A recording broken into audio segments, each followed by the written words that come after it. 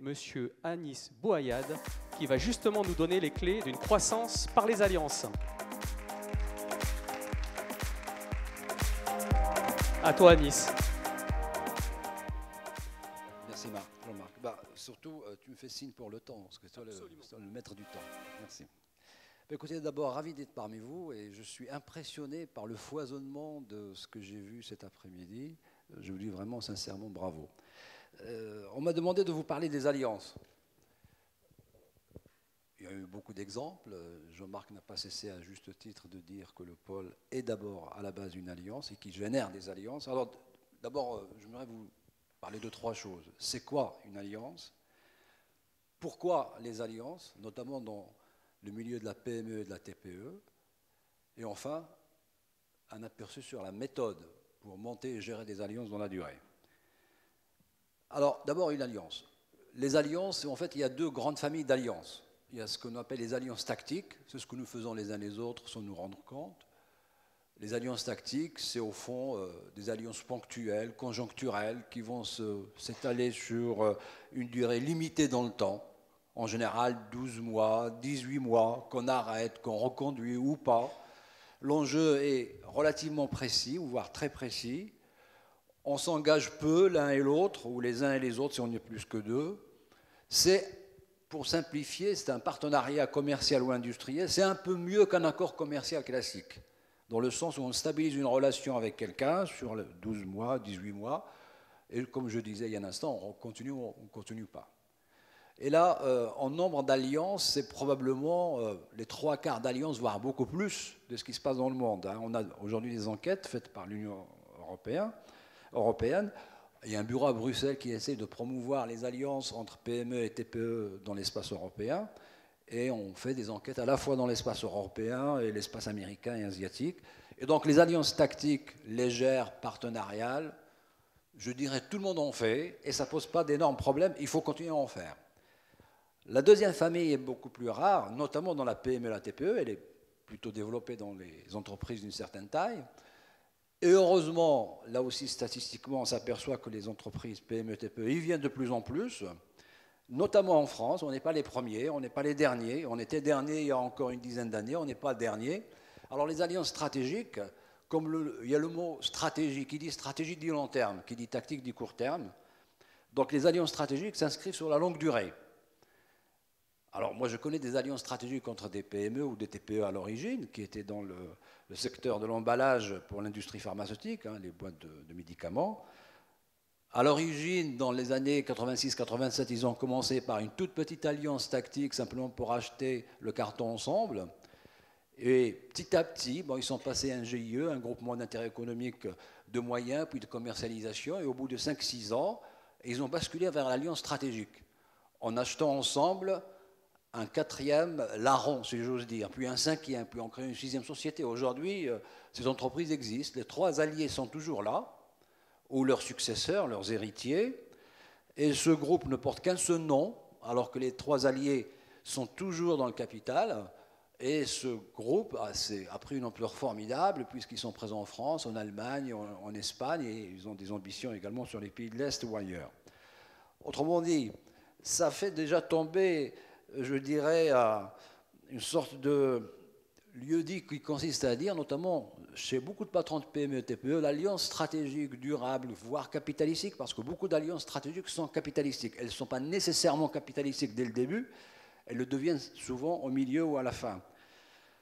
Il y a une grande méfiance, pour être clair, de la part des patrons de PME et TPE vis-à-vis de l'alliance stratégique. Cette méfiance, elle est essentiellement française. Elle est beaucoup plus française que espagnole ou portugaise, et encore moins dans le monde anglo-saxon. On est beaucoup moins méfiant vers l'alliance stratégique qu'en France. Mais c'est comme ça. C'est un aperçu, c'est un constat. Alors, je disais donc qu'il y a cette méfiance qui consiste à dire je ne vais pas rentrer dans un projet, c'est la définition même de l'alliance stratégique, complexe, lourd, qui demande du temps, 5 ans, 6 ans, voire 10 ans pour qu'il donne tout son jus, qu'il monte en puissance. Je risque de me faire avoir en donnant tout et après je vais me faire écarter ou voire me faire absorber. Je ne dis pas que le risque n'existe pas, de travailler pour rien. Et c'est là où on arrivera tout à l'heure à la partie méthode. On ne rentre pas dans l'alliance sans, je dirais, précaution. Il y a un minimum de savoir-faire, comme il y a un minimum de savoir-faire chez les uns et les autres pour manager son équipe, pour recruter, pour déléguer la gestion de la trésorerie ou la faire soi-même, faire de la finance, faire du marketing, du commercial ou faire. Ben, dans l'alliance, c'est la même chose. Ce n'est pas un chèque en blanc. Il faut y aller. Ce n'est pas l'usine à gaz, loin s'en faut. Beaucoup de vos confrères en ont fait. Et néanmoins, là, on va parler de l'intérêt dans un instant, c'est un sacré levier de développement. Hein. Croissance par l'alliance, c'est le thème, je dirais, de cette intervention. Donc je finis simplement en disant que l'alliance stratégique, c'est à la fois le projet est important, le projet est conséquent dans le sens où il a un impact à la fois sur le chiffre d'affaires, le commercial, sur l'image, sur la recherche-développement, sur le personnel, R&D, etc., ressources humaines et R&D. Et donc, en ce sens, là, on retrouve le mot stratégique qui dit à la fois long terme et dit global. Je disais que l'alliance, c'est aussi, pour finir sur la définition, c'est aussi un rapport de pouvoir. Et qui dit rapport de pouvoir ne dit pas rapport de force nécessairement. Le mot pouvoir est un mot complexe. Derrière le mot pouvoir, on trouve la logique de puissance. Et là, on est dans le rapport de force.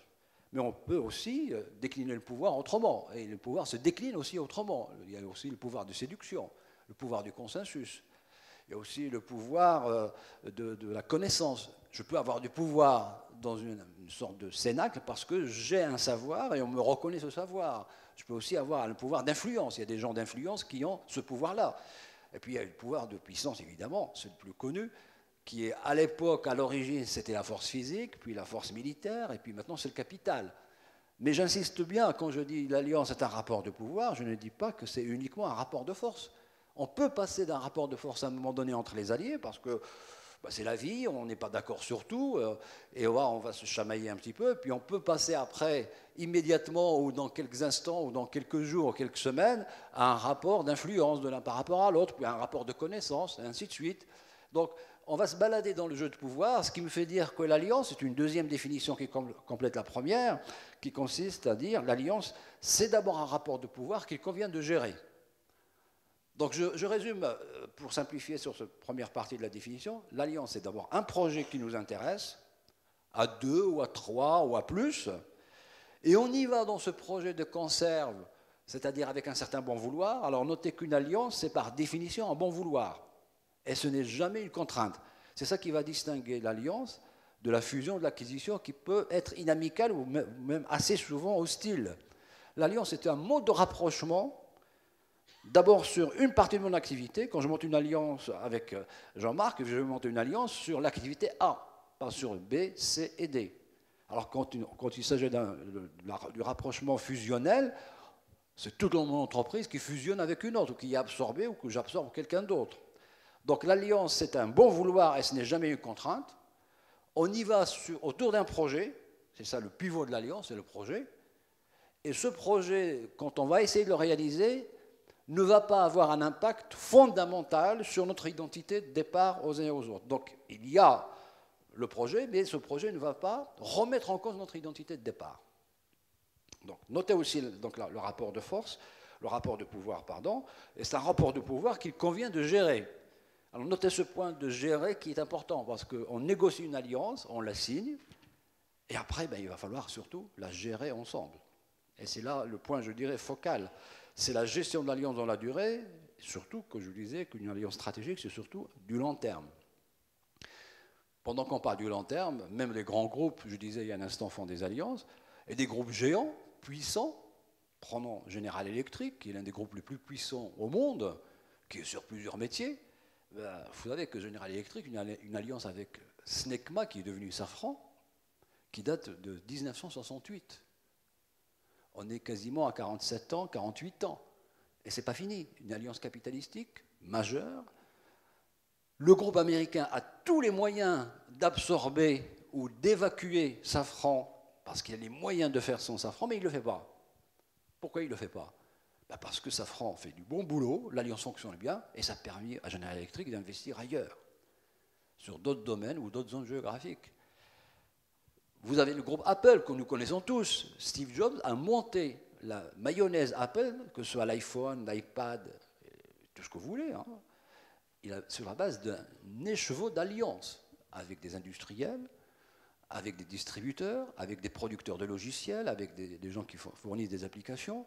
Et là aussi, vous le savez, depuis quelque temps, appelée la plus grande capitalisation mondiale, la société la plus riche qui dispose d'une trésorerie pléthorique de plusieurs dizaines de milliards de dollars, et à peine n'a jamais cherché et absorbé aucun de ses partenaires, notamment industriels. Il n'a pas besoin. Ça fonctionne, il s'occupe d'autre chose. Donc, tout ça pour revenir maintenant au milieu de la PME et de la TPE qui nous intéresse, pour dire que l'alliance est une nécessité vitale. Pourquoi c'est une nécessité? On va passer, si vous voulez bien, à la suite. Parce qu'il y a en fait deux modes de développement que nous connaissons. Officiellement, je suis un ancien prof de stratégie, j'ai encore des collègues dans ce milieu, je continue à donner des conférences à HEC ou à Polytechnique par exemple, ou à Louvain ou ailleurs, et je suis effaré de voir que dans le milieu de l'enseignement, pour nos cadres d'aujourd'hui et de nos cadres de demain, on n'a pas changé d'un iota le discours sur la stratégie, qui a vieilli malheureusement, mais qui continue. Alors pourquoi je dis ça? Parce que vous avez deux modes de développement que nous connaissons tous. On nous dit que c'est le deux modes de développement pour une entreprise. Croissance interne, c'est-à-dire c'est la croissance organique. Je peux me développer moi-même parce que je considère que j'ai les moyens de le faire, et puis je considère que mon secteur me le permet. Très bien. Le deuxième mode, c'est de loin le plus utilisé, dans le monde entier, hein, je ne parle pas que de l'Europe, c'est la croissance externe. J'achète de la part de marché. Si vous permettez le terme, je bouffe quelqu'un. Là aussi, il faut avoir les moyens. Et on nous explique doctement, depuis la fin du XVIIIe siècle, ce discours existe, la fin du XVIIIe siècle, on nous explique qu'un chef d'entreprise, un manager, a ces deux moyens. Il fait soit la première fois, soit la deuxième fois, soit il fait une combinaison des deux en fonction des circonstances. Maintenant, si on prend une société qui est dans la mécanique, petite société de 37 personnes, qui fait de la rectification de pièces pour l'industrie automobile, qui commence à souffrir à un moment donné, il y a quelques années, parce que son client ou ses clients constructeurs automobiles donnent de moins de boulot, hein, clairement. C'est un métier qui est plutôt banal dans la mécanique, et il se voit menacé sur les 5-6 ans à venir.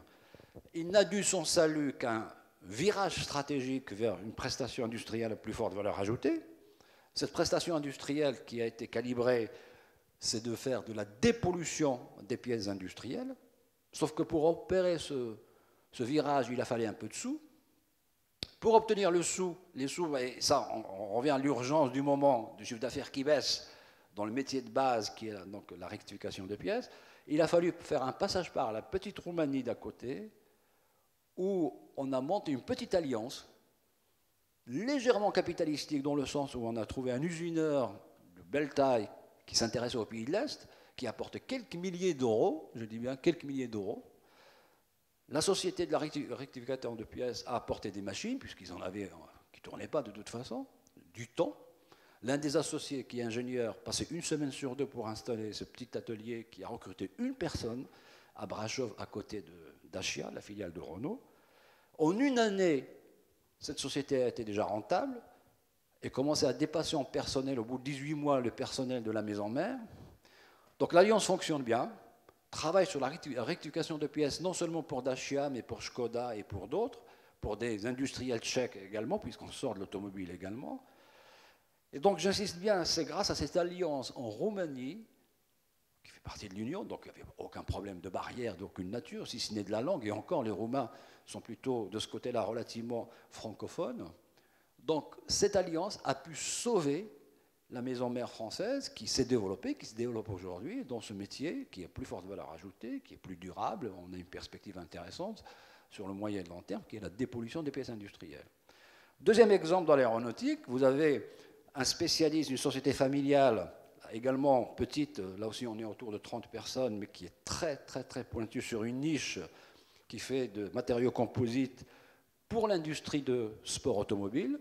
Client majeur, Ford, le patron sachant très bien qu'il allait laisser une entreprise à sa fille, mais que c'était absolument instable d'avoir un client majeur sur une niche qui est relativement instable et très très petite, cherchait à sortir ou à diversifier sa clientèle. On s'est arrêté sur l'idée de rentrer dans l'aéronautique. Les matériaux composites intéressent beaucoup l'aéronautique. On a trouvé un partenaire qui est une société, un bureau d'études d'une trentaine de personnes assez costaud dans le secteur aéronautique, qui était bien vu, qui était très apprécié par Eurocopter et un petit peu par Airbus, donc il était bien honorablement connu, mais à qui on disait chez Eurocopter et chez Airbus, tu es très bien, mais tu es trop petit. Et donc là, l'alliance a été montée entre l'industriel des matériaux composites. Le courant passe bien entre les deux hommes, c'est hyper important, ça c'est une condition fondamentale dans l'alliance, il faut qu'il y ait un minimum de confiance qui s'instaure. L'alliance a été montée donc entre le bureau d'études et l'industriel de matériaux composites. Ils ont réussi, grâce à ça, à enlever un premier appel d'offres significatif qui leur a permis de s'installer au Maroc, à côté du groupe EADS à l'époque, le groupe Airbus aujourd'hui. Et là, ils sont en train de s'installer, le projet est très avancé, en Inde, toujours dans le giron du groupe Airbus. Je considère que là, dans ces deux exemples-là, on n'est ni dans la croissance interne, parce que ni les rectificateurs de pièces, ni l'industriel des matériaux composites n'avaient les moyens de jouer tout seul pour se développer, surtout le premier. Personne n'a acheté personne, donc on n'est pas dans le modèle numéro 2. On est bien, on va passer peut-être à troisième slide, on est dans la croissance par l'alliance. On est donc dans une troisième voie. Moi, je vous propose une troisième voie. Au fond, je vous dis qu'il n'y a pas que deux voies, contrairement aux tables de la loi. Il y a la croissance interne, la croissance externe, bravo, si on peut les faire, il faut continuer à les faire. Mais il y a une troisième voie qu'on appelle la croissance par l'alliance, l'utilisation de l'alliance stratégique. Moi, je préfère honnêtement, en tant que chef d'entreprise, avoir trois voies, trois cordes à mon arc plutôt que deux. Donc c'est ça l'idée, l'intérêt, il est là. Deuxième intérêt, qui n'est pas ici dans le slide, c'est qu'au fond, en termes de stratégie, là aussi, les choses ont bougé. On nous a toujours dit qu'un bon stratège, quelle que soit la taille de son entreprise, hein, c'est celui qui réussit à monter un bon portefeuille d'activités. C'est-à-dire qu'il choisit les bons business, A, B, C, D, etc. Il les hiérarchise et puis il optimise son allocation de ressources. Il investit correctement entre les activités une fois qu'il les a classées, A, B, C et D. Voilà. Ce qu'on appelle un portefeuille d'activités. On nous a toujours enseigné, et on continue, hein, je disais tout à l'heure, c'est ce qu'on apprend aujourd'hui à nos cadres de demain. Un stratège, c'est celui qui monte un portefeuille d'activités. Or, l'environnement n'est plus celui qu'on a connu lorsque cette stratégie ou cette démarche stratégique a été établie. Elle a été établie en 1952. En 1952. Et on continue exactement à l'enseigner de la même façon et de temps en temps, malheureusement, à la pratiquer de la même façon. Heureusement qu'il y a certains de vos confrères ici ou là qui nous ont ouvert les yeux, et je ne vous cache pas que c'est grâce à un certain nombre d'entreprises qu'on a compris que c'est plus comme ça que ça se passe en termes de stratégie gagnante. Ben, la stratégie gagnante, c'est plus un portefeuille qu'il faut monter, c'est malheureusement 3 portefeuilles qu'il faut monter. Je m'explique. Le premier portefeuille, c'est le portefeuille d'activités. Il faut toujours choisir ses activités en anticipant les activités de demain par rapport à celles de mon fonds de commerce et essayer de marier A, B, C, D et E. Bien. Mais il faut aussi, et ça c'est notre temps, notre environnement, il faut aussi être capable de monter un portefeuille de territorialité, un portefeuille géographique. Et chacun à sa mesure, quelle que soit la taille de mon entreprise. En gros, je vais revenir sur cette notion de géographie. Jusqu'aux années, on va dire, 90, on disait aux chefs d'entreprise, tu es petit, tu joues local. Tu es moyen, tu joues région ou multirégion au mieux. Tu es d'une belle PME, tu joues national. Tu dépasses ce qu'on appelle la PME, tu rentres dans l'entreprise de taille intermédiaire, et là tu joues continent Europe, voire au-delà. Donc en fonction de la taille, on fixait la géographie de l'entreprise. C'était très commode et ça marchait bien comme ça. Mais aujourd'hui, l'environnement est beaucoup plus disputé, plus évolutif, plus ouvert, les frontières disparaissent, et puis surtout les filières jouent autrement. Vous êtes dans l'aéronautique par exemple, ou dans l'automobile, dans certains secteurs de mécanique ou de plasturgie, dans l'agroalimentaire, dans le vêtement, le textile technique. Je peux continuer les exemples. Vous êtes dans l'aéronautique, pour prendre une filière que je connais bien. Qu'est-ce que disent les gens de l'aéronautique? Ils vous disent, ben, vous êtes très bien. Vous êtes un spécialiste des logiciels, on vous adore. Vous êtes 3, vous faites des choses remarquables. Mais si vous n'êtes pas capable d'avoir une certaine taille pour suivre le développement de vos logiciels, et surtout de nous travailler avec nous dans nos bases industrielles qui ne sont pas uniquement en France et en Allemagne, malheureusement, on va se passer de vos services. Du coup, vous avez toute la filière aéronautique de grands donneurs d'ordre qui sont groupés pour financer des consultants comme nous. Et on nous désigne des entreprises de ce type-là, très pointues, et parfois toutes petites, de quelques personnes. On nous dit celui-ci ou celui-ci, ils se connaissent, personne ne veut se faire bouffer, mais en revanche, on le verrait bien en alliance ensemble. Et régulièrement, nous sommes appelés à travailler avec ces petites entreprises qui sont sélectionnées par les donneurs d'ordre, que ce soit Safran, que ce soit Thales, que ce soit Dassault, que ce soit le groupe Airbus, parce qu'on considère que ces entreprises ne peuvent pas tenir le choc dans la filière qui est forcément internationale. Et ce que je viens de dire pour l'aéronautique, je peux vous dire qu'on est en train de vivre dans d'autres secteurs, dans le textile technique et dans d'autres domaines. L'automobile est en train d'y arriver, petit à petit. Macron est en train de sortir un projet qui va un peu dans ce sens-là, comme l'aéronautique, d'essayer de booster les PME, non pas en les obligeant à fusionner ce qu'elles ne veulent pas, à s'absorber mutuellement ce qu'elles ne veulent pas, mais à jouer des partenariats et des alliances pour jouer, non seulement pour monter en gamme en termes d'activité, ça c'est le portefeuille d'activité, mais monter en gamme en termes géographiques. Souvenez-vous de l'exemple que je viens de donner sur le spécialiste de matériaux composites. Il n'a dû son salut que cette alliance avec le bureau d'études qui lui a permis d'enlever le gros contrat au Maroc et s'installer au Maroc. Maintenant, il s'installe en Inde, via toujours l'alliance.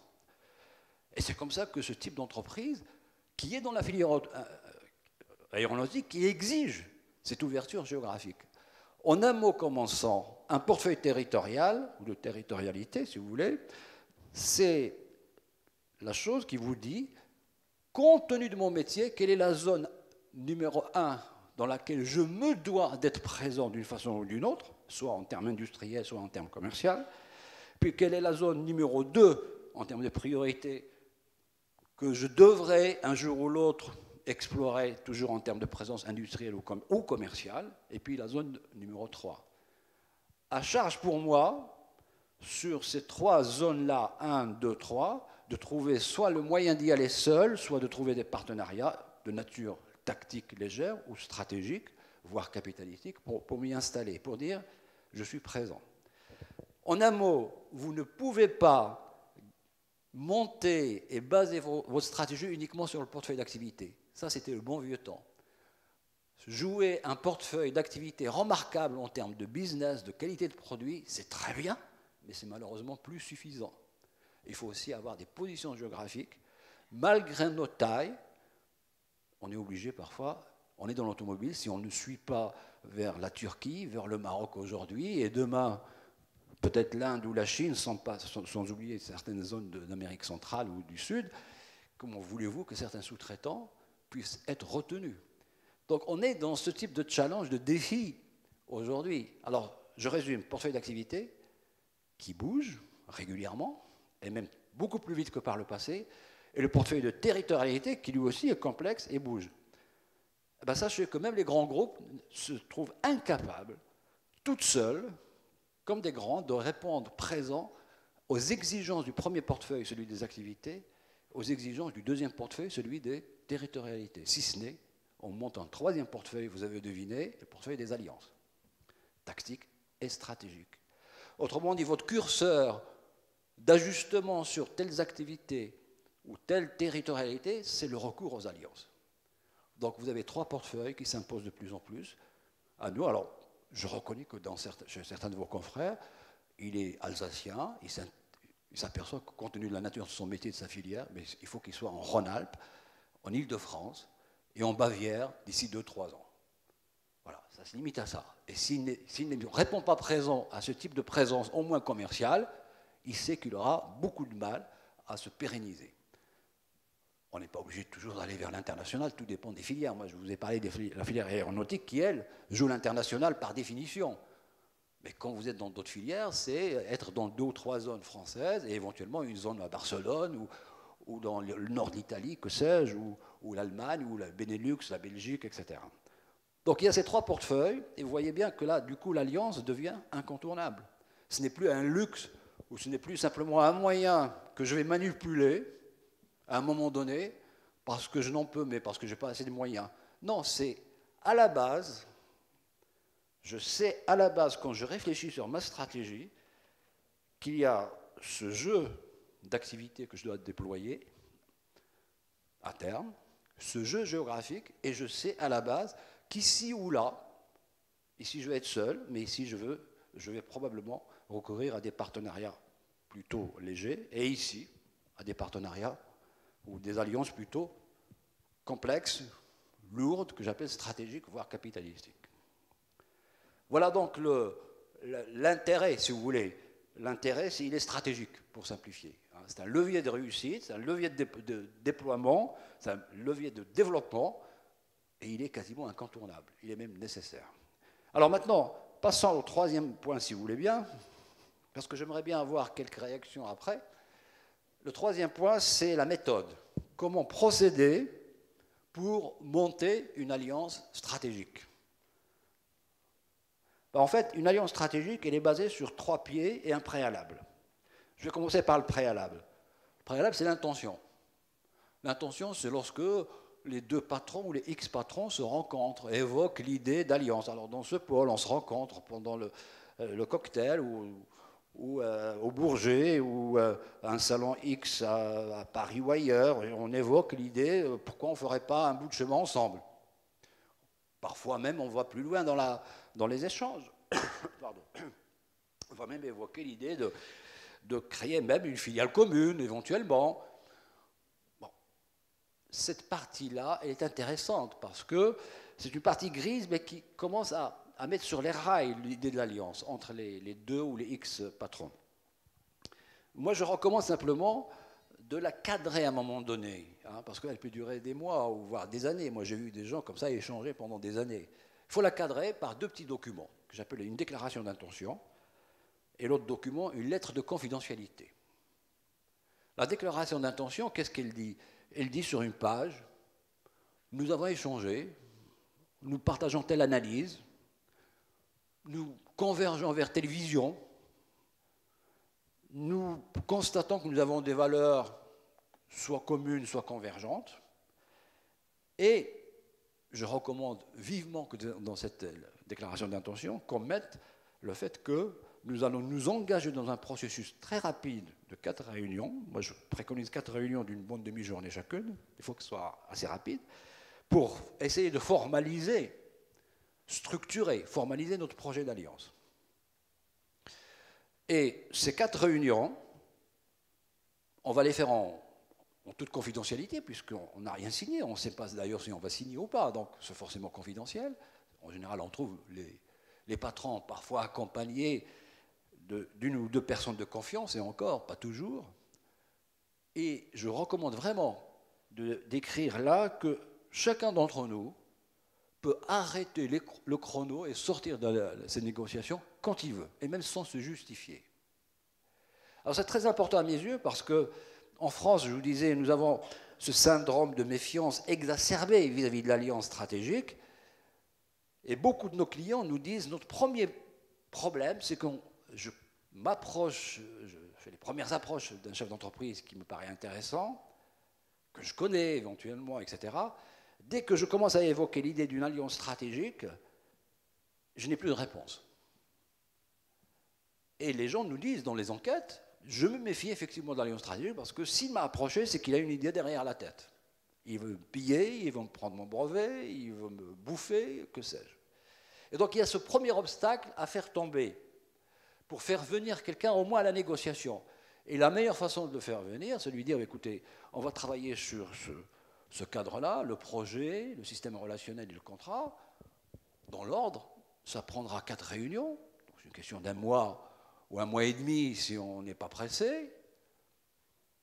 Chacun d'entre nous, vous comme moi, à n'importe quel moment, soit la première, soit la deuxième, 3e ou 4e réunion, peut dire stop, je n'ai plus envie de discuter. Il a le droit de le faire. Pourquoi je dis ça? Je vous disais en préambule, l'alliance est un bon vouloir et jamais une contrainte. Maintenant, nous prenons acte que l'alliance est un bon vouloir et jamais une contrainte. Effectivement, quand on dit ça, les gens disent pourquoi pas. Si je peux sortir de la négociation comme je veux, je suis partant. De toute façon, on va voir. La lettre de confidentialité, je vais aller très vite, c'est quelque chose de banal. C'est simplement, on se protège en disant mutuellement, on va se donner beaucoup d'informations sur nous, sur nos entreprises, mutuellement dans ces réunions-là. Et on s'engage, si jamais nous n'aboutissons pas à l'alliance, à ne pas utiliser ces informations et c'est réciproque. Alors, une fois que ces précautions sur la partie 1 sont claires, on passe au projet. Et là, on est dans le projet stratégique d'alliance, c'est l'élément central, l'élément structurant de toute alliance. Alors, de quoi s'agit-il? L'essentiel des 4 réunions se font là, clairement. Il y a au moins 3 réunions ici. D'abord, on essaie de clarifier de quel business on parle pour l'alliance. Est-ce qu'on parle business A, B, C, D ou E? Ce qui correspond au business peut-être X, Y, Z, etc. chez l'autre.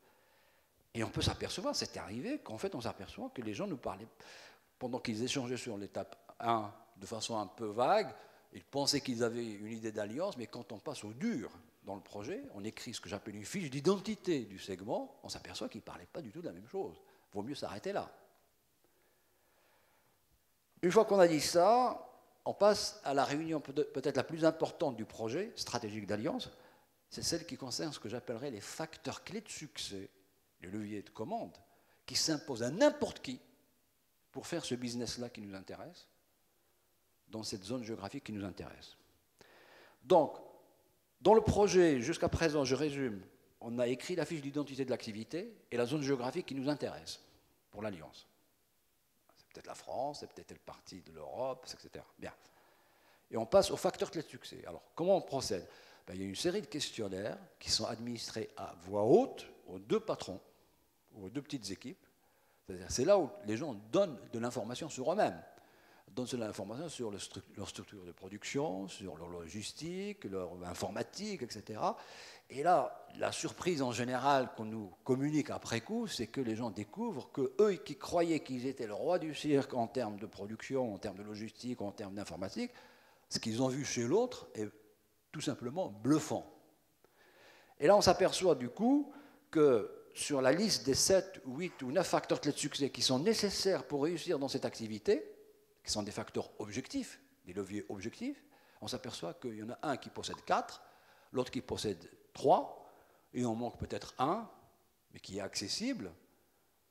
Alors là, on continue. Si d'aventure, il en manque plutôt 1 ou 2 ou 3 majeurs, et que ni l'un, ni le deuxième partenaire n'ont ces facteurs importants, soit on arrête de discuter parce qu'on s'aperçoit que l'alliance n'a pas de sens, on n'a pas des facteurs majeurs pour la réussir, soit on continue, au contraire, en disant, maintenant on a le profil du 3e larron qu'on va faire rentrer dans la boucle une fois qu'on a signé l'alliance, qui va nous apporter ces facteurs qui nous manquent. 3e hypothèse, nous allons nous financer nous-mêmes, grâce à l'alliance, ces 2 ou 3 facteurs, ces 2 ou 3 leviers qui nous manquent. Donc c'est une réunion absolument majeure, celle des facteurs clés de succès. Là, on est dans les pierres angulaires de l'alliance. C'est déterminer les facteurs clés de succès de l'activité par rapport à la zone retenue pour l'alliance. La dernière réunion pour le projet stratégique d'alliance, c'est une autre grille, un autre jeu de questionnaire qui consiste à fixer l'objectif à atteindre en cas d'alliance entre la société A et la société B. En fait, en réalité, vous allez monter 3 grilles. Une pour la société A toute seule, si jamais elle ne fait pas d'alliance, pour fixer son objectif. Une pour la société B toute seule. Et une dans l'hypothèse de l'alliance A plus B. Et si l'objectif effectivement qui sort pour A plus B est plus intéressant que celui de A et de B, l'alliance a du sens. Alors j'insiste bien sur ces 3 réunions, sinon 4 en tout, j'insiste bien sur la partie méthodologique rapide, pragmatique, mais qui cadre la discussion pour éviter, je dirais, un peu le café de commerce où celui qui parle plus fort que l'autre l'emporte. Il est essentiel qu'il y ait un peu de méthode pour aller à la fois vite et de façon professionnelle et pragmatique. Alors qu'est-ce qui reste? Il reste la partie 3. Les règles du jeu, le système relationnel entre les partenaires, la gouvernance, comment on va fonctionner entre nous. Et est-ce qu'on crée, quelle est la structure de cette alliance? Est-ce que simplement on travaille entre nous, peut-être avec un échange, en croisant le capital dans quelques années, ou bien on crée une structure nouvelle, comme au Maroc, pour nos amis des matériaux composites avec le bureau d'études dans l'aéronautique. Ils étaient amenés à créer une nouvelle structure au Maroc, et c'est ce qu'ils vont faire en Inde probablement. Donc, c'est la nature du projet que vous avez travaillé qui vous donne la nature à la fois de la structure de l'alliance et surtout qui fait quoi. Parce que là, on est dans le qui fait quoi. Qui s'occupe de l'informatique, qui s'occupe du commercial, qui s'occupe de telle partie de la production, qui s'occupe de ceci ou cela. Donc les règles du jeu, au fond, s'établissent essentiellement à partir du projet. On arrête là. C'est-à-dire qu'on a, à ce stade-là, d'abord le projet, dans ses grandes lignes, avec des objectifs, les leviers à maîtriser, la zone géographique. On a les principales règles du jeu entre nous, en cas d'alliance, si jamais on signe. On a les contours de l'organisation de la structure de l'alliance. Et si nous sommes d'accord, nous ouvrons le contrat. C'est-à-dire qu'on va, là, d'accord entre nous, on va mandater un cabinet à qui on va donner comme cahier des charges ce que j'ai écrit ici, la déclaration d'intention et la lettre de confidentialité, et surtout le projet sur lequel on a travaillé, avec ces facteurs clés de succès, ça fait 2 ou 3 pages.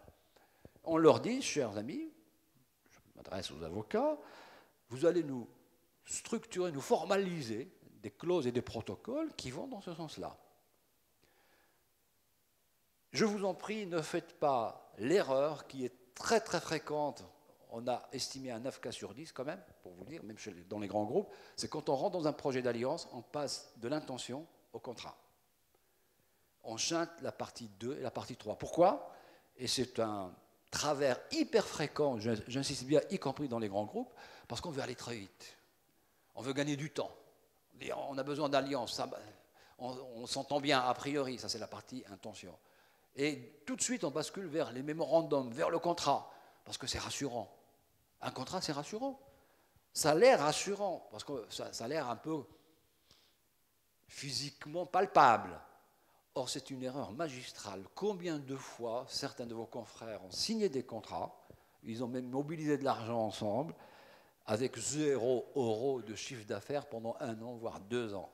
Parce que le projet n'était pas clair en termes de business et les règles du jeu n'étaient pas claires. On a essayé de tout mettre dans le contrat de façon plus ou moins une sorte d'usine à gaz qui n'est absolument pas claire.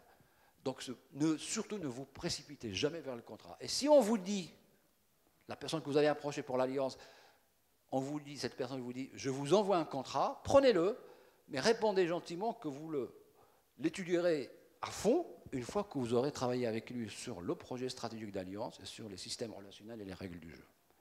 Et là, vous verrez que le contrat qu'on vous a envoyé, lui-même va le mettre de côté. Donc le contrat, la précipitation vers le contrat, c'est vraiment une question, je dirais, d'assurance ou de fausse assurance, parce qu'on se précipite vers ça, parce qu'on est un peu perturbé par l'alliance stratégique, hein, c'est quelque chose qui nous perturbe un petit peu, hein. Elle est même un peu anxiogène, ça dégage pas mal d'anxiété, parce qu'au fond, une alliance stratégique, c'est de vous dire, vous allez travailler sur quelque chose d'important avec quelqu'un d'autre sur le long terme. Il y a de quoi angoisser, on peut le comprendre. D'où cette précipitation vers le contrat, parce que ça nous donne ce sentiment d'assurance ou de rassurance, et qui est absurde parce qu'on baisse les bras à ce moment-là. Voilà, donc les principales étapes. Je voudrais simplement insister, merci Jean-Marc, je voudrais simplement insister sur l'importance du projet stratégique. Hein, c'est l'élément fondateur, c'est sur lequel vous devez tout axer pour monter votre alliance stratégique. C'est ce travail sur les facteurs clés de succès notamment, qui vous dit y aller ou ne pas y aller, ça a du sens ou ça n'a pas de sens.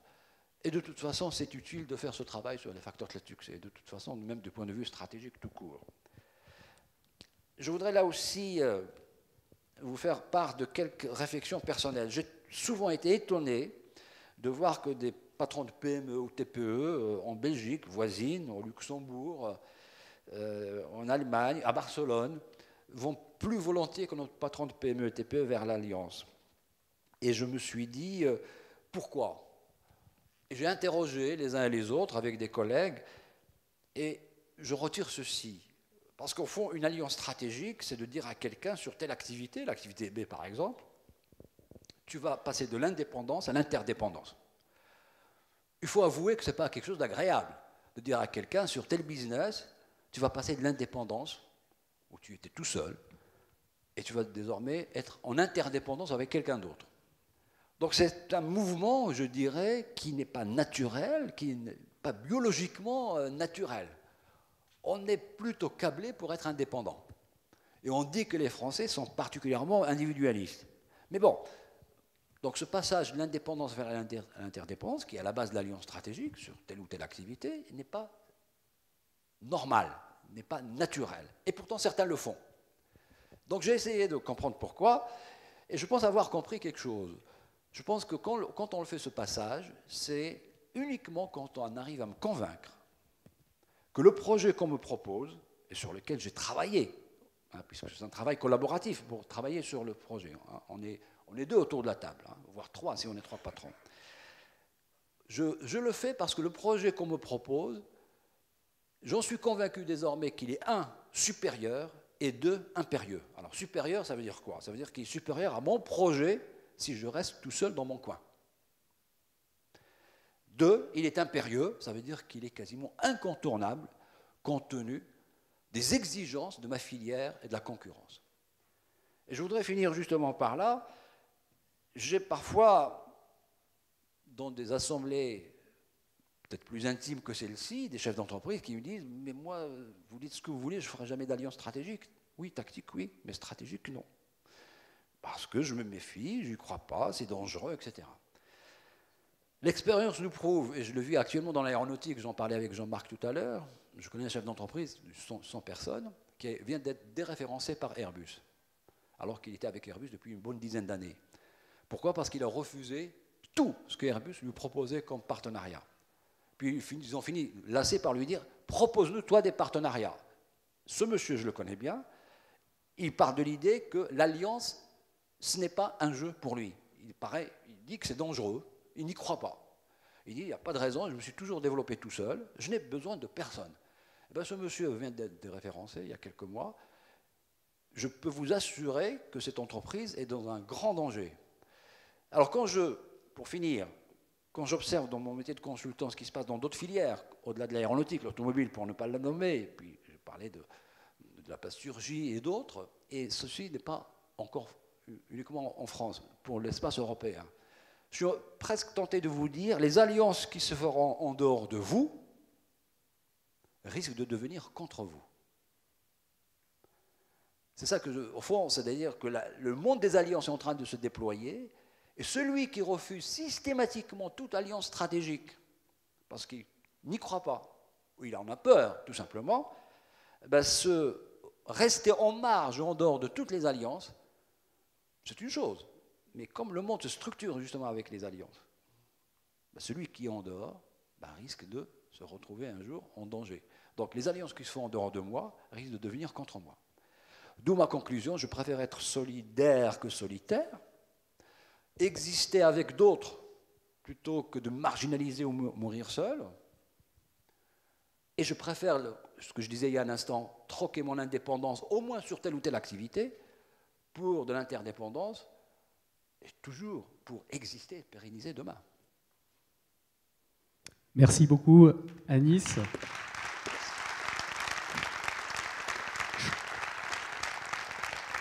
Je pense que tout à chacun ici a bien compris l'intérêt de croître par l'alliance, l'intérêt de l'alliance, puisque dans le collaboratif, et c'est notre métier, c'est ce que nous faisons dans le pôle de compétitivité, tout est alliance.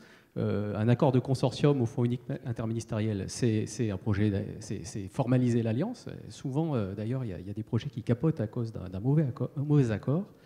Mais voilà, on le retrouve dans toutes les initiatives qu'on peut réaliser dans le domaine commercial, dans le domaine des achats, dans le domaine même des groupements d'employeurs. On va avoir 5-10 minutes de questions, pas plus, puisque Anis, tu dois prendre un avion là, à Genève, donc le temps est compté. Est-ce qu'il y a des questions Alors la première est toujours la plus difficile. Alors je vais en poser une. Ah non, alors Lionel se dévoue. Allez. Oui, bonjour Lionel Beau, je suis le président du syndicat national de décolletage. Merci pour cet exposé très intéressant. Une question, pensez-vous pas qu'il est plus facile de faire des alliances avec des entreprises qui sont sur des métiers complémentaires plutôt qu'avec des entreprises qui sont sur un même métier? Certainement, certainement. C'est beaucoup plus sympathique et plus facile à monter quand on est dans des métiers complémentaires, mais en s'adressant au même client, c'est quand même beaucoup plus sympathique. Maintenant, avec des confrères, là aussi ça peut paraître étonnant, c'est les alliances les plus nombreuses. C'est entre confrères. Pourquoi? Parce que on a posé la question un peu partout, aussi bien aux États-Unis qu'en Europe. On nous répond de la même façon. C'est les gens qu'on connaît le plus. Et la deuxième réponse me convient un peu moins, mais elle est à 100% vraie. On nous dit une alliance, c'est d'abord nous sert à baisser les coûts. Les coûts de production, les coûts d'achat, les coûts de prospection, les coûts de commercialisation, les coûts de recherche et de développement, ce qui est une bonne chose. Faire une alliance pour baisser les coûts, j'appelle ça avoir un projet défensif. L'expérience nous démontre qu'un projet défensif finit toujours par du pugilat entre les alliés, au bout de quelques années. Donc, on peut commencer par une alliance défensive pour baisser les coûts, ici ou là, mais il faut le plus vite possible injecter dans le système du projet offensif, parce que s'il y a, grâce à l'alliance, on dit à nos cadres, des deux côtés, grâce à l'alliance, nous allons attaquer une nouvelle zone géographique ou nous allons attaquer de nouveaux territoires en termes d'activité, là ça ouvre des perspectives et là ça devient beaucoup plus facile à s'installer, même entre confrères. Mais je suis d'accord avec vous, c'est plus facile entre entreprises complémentaires. Une autre question? J'en avais une. Tu as dit qu'il y avait une méfiance en France vis-à-vis de l'alliance et de la stratégie d'alliance qui n'existe pas aux États-Unis ou dans d'autres pays, notamment anglo-saxons ouais. ou moins. Est-ce que ça peut être un frein à notre économie et en quoi l'alliance justement permettrait d'avoir des facteurs de différenciation qui nous permettraient d'être dans la course? Moi j'en suis convaincu. Quand on voit l'implantation industrielle des Allemands dans les nouveaux marchés émergents, que ce soit la Chine et bien d'autres, c'est que les Allemands d'abord jouent en partenariat, en alliance entre eux et acceptent plus facilement l'alliance avec les autres. Les Français, j'ai bien dit qu'on y vient. On n'est pas encore. On était bon dernier, on n'est plus bon dernier dans l'espace européen en termes d'alliance. Mais je suis convaincu que tu as raison, que ça nous handicape quelque part sur le déploiement à l'extérieur, clairement. Quand on refuse l'idée de l'alliance soit avec des étrangers sur place chez eux, par exemple au Brésil, dans l'agroalimentaire, tu n'as aucune chance d'aller au Brésil si tu ne montes pas des partenariats avec des Brésiliens. C'est à oublier. Bon. Dans certains secteurs industriels en Chine, c'est pareil. Bon, l'Inde, c'est encore peut-être plus compliqué que la Chine, mais il faut y aller aussi en Inde, autant que faire se peut, avec des alliances. Là, il faut faire attention parce que les Indiens, c'est encore, j'insiste bien, encore plus compliqué que les Chinois. Mais bon.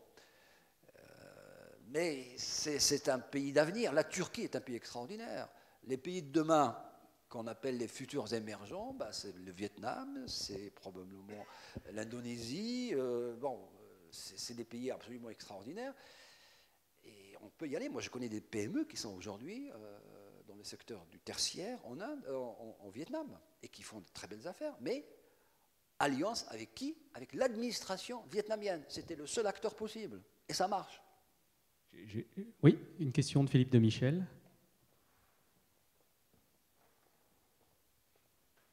Philippe de Michel, INDIP.